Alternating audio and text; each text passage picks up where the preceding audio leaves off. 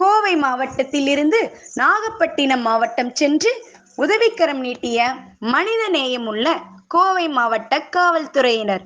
நாகப்பட்டினம் மாவட்டம் வேதாரண்யம் தாலுகா துளசியாப்பட்டினத்தைச் சேர்ந்த துரைராஜ், ஜெயா தம்பதிகள்.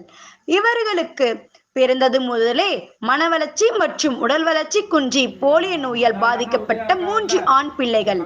ஒன்றல்ல இரண்டல்ல, கடந்த 35 ஆண்டுகளாக படுத்த படுக்கையாக அவதிப்பட்டு வருகின்றனர்.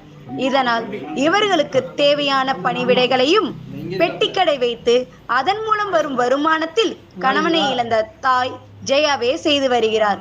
இந்நிலையில் மனவளர்ச்சி குன்றிய 3 மகன்களை வைத்துக் கொண்டு பராமரிக்க தாய் ஜெயா கஷ்டப்பட்டு வரும் தகவலை சமூக வலைதளம் மூலம் தெரிந்து கொண்ட கோவை மாவட்ட காவல்துறையின் உதவிக்கரங்கள் என்ற குழுவின் அமைப்பினர் மனித நேயத்துடன் உதவி செய்துள்ளனர். கோவை மாவட்ட ஆயுதப்படையில் பணியாற்றும் முதுநிலை காவலர் பாபு தன்னுடன் பணிபுரியும் சக காவலர்களுடன் ஒன்று சேர்ந்து கஷ்டப்பட்டு வரும் தாய் ஜெயாவுக்கு 30,000 ரூபாயை கொடுத்து உதவி செய்துள்ளனர்.